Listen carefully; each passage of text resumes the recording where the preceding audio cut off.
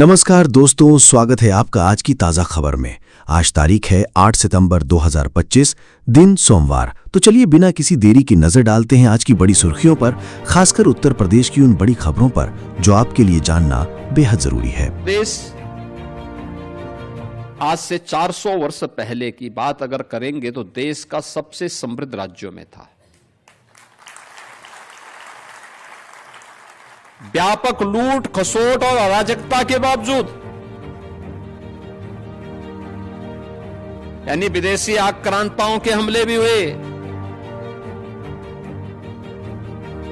अंग्रेजों ने भी लूटा,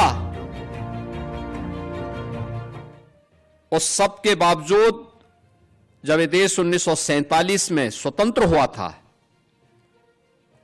तब भी उत्तर प्रदेश देश के सबसे बड़ी अर्थव्यवस्था उत्तर प्रदेश थी। भारत की सबसे बड़ी अर्थव्यवस्था उत्तर प्रदेश थी। 1960 तक भी उत्तर प्रदेश का जो योगदान था भारत की अर्थव्यवस्था में 14% था। यूपी में एक नहीं 4 रणजी टीमें बनाए। सीएम योगी ने बीसीसीआई से बड़ी अपील की है। उन्होंने कहा 25 करोड़ की आबादी वाले राज्य के लिए एक रणजी टीम पर्याप्त नहीं है। प्रदेश से कम 4 रणजी टीमें बनाई जानी चाहिए ताकि राज्य की युवा प्रतिभाओं को अधिक अवसर मिल सके।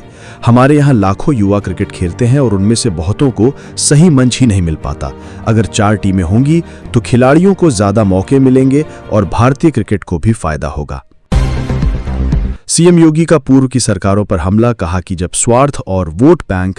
सीएम योगी ने लखनऊ में UPSSC द्वारा व्यावसायिक शिक्षा के लिए विभिन्न पदों पर चयनित अनुदेशकों को नियुक्ति पत्र सौंपे। इस मौके पर सीएम ने कहा कि आज से 8 वर्ष पूर्व नए उद्योग लगाने की बात तो दूर, जो पहले से उद्योग थे वो भी बंदी की कगार पर थे। जब नीतियां स्वयं के स्वार्थ को ध्यान में रखकर, वोट बैंक की चिंता करके और परिवार के हितों का संरक्षण करने के लिए बनाई जाती हैं, तो वे दुर्गति की तरफ जाती हैं। अब शादी करना महंगा पड़ेगा। जीएसटी में हुए बदलाव के बाद शादी करना अब महंगा हो गया है। 2500 रुपए से अधिक की रेडीमेड कपड़ों और जूतों पर 18% जीएसटी लगेगा। इनमें शेरवानी, सूट, लहंगा, चुनरी, कुर्ता पजामा समेत शादी के सभी कपड़े शामिल हैं। हालांकि 2500 रुपए तक के कपड़ों और जूतों पर 5% जीएसटी लगेगा। इसके अलावा हनीमून पैकेज में एयर टिकट के रेट में 18% जीएसटी कर दिया गया है। 3 दिन भारी बारिश का अलर्ट। यूपी में 11 से 13 सितंबर तक भारी बारिश का अलर्ट जारी किया गया है। इस दौरान अधिकतर जिलों में तेज बारिश के साथ तेज हवाएं भी चलेंगी। बारिश के दौरान लोगों को सतर्क रहने के लिए कहा गया है। पिछले दिन हुई बारिश के बाद प्रदेश के कई जिलों में बाढ़ के हालात हैं। नदियां उफान पर हैं। मौसम विभाग ने कहा है कि देश भर में मानसून का दूसरा फेज चल रहा है। आने वाले दिनों में मानसून की जल्द ही वापसी होने लगेगी। ऑपरेशन सिंदूर की रंगोली बनाने पर FIR। केरल के कोल्लम जिले के एक मंदिर में रंगोली बनाने पर RSS के 27 कार्यकर्ताओं पर मामला दर्ज किया गया है। इस पूरे मामले पर अब विवाद खड़ा हो गया है। मंदिर प्रशासन ने दावा किया है कि रंगोली बनाना HC के आदेश का उल्लंघन है। वहीं भाजपा का कहना है कि ये ऑपरेशन सिंदूर के सम्मान में किया गया था।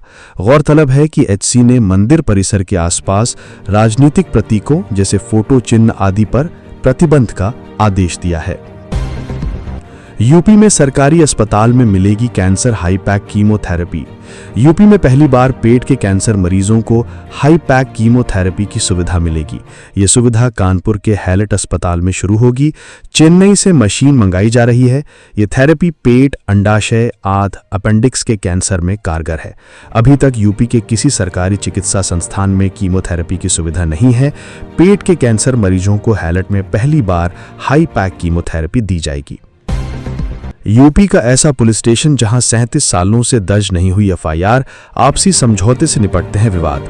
उत्तर प्रदेश के शाहजहांपुर जिले का न्यामतपुर गांव पिछले 37 सालों से मिसाल कायम किए हुए है। यहां किसी भी विवाद की शिकायत थाने में दर्ज नहीं होती, बल्कि गांव के लोग आपसी समझौते से निपटा लेते हैं। ग्राम प्रधान अभय यादव के अनुसार ये परंपरा 1988 से चली आ रही है। लगभग 1400 की आबादी वाला ये गांव शांति, भाईचारे और विकास का प्रतीक बन चुका है। अब शादीशुदा बेटियों को भी मिलेगा पिता की जमीन में हिस्सा। यूपी में योगी सरकार लेने जा रही बड़ा फैसला। यूपी में महिलाओं के अधिकारों में महत्वपूर्ण बदलाव आने वाला है। राज्य सरकार ने शादीशुदा बेटियों को पिता की कृषि भूमि में बराबर हिस्सेदारी देने का प्रस्ताव तैयार किया है, जिससे पिछले भेदभावपूर्ण प्रावधानों को समाप्त किया जाएगा। वर्तमान में शादीशुदा बेटियों को जमीन में हिस्सा नहीं मिलता है। अमेठी में नाबालिग लड़की के साथ दुष्कर्म, आरोपी ने वीडियो बनाकर दी वायरल करने की धमकी। अमेठी में एक 13 साल की दलित लड़की के साथ गांव के ही एक व्यक्ति ने दुष्कर्म किया और घटना को रिकॉर्ड कर धमकी दी। लड़की ने अपनी मां को बताया, जिसके बाद पिता ने पुलिस में शिकायत की। आरोपी के खिलाफ पॉक्सो और SC/ST एक्ट में मामला दर्ज हुआ। वह हिरासत में है और पूछताछ जारी है।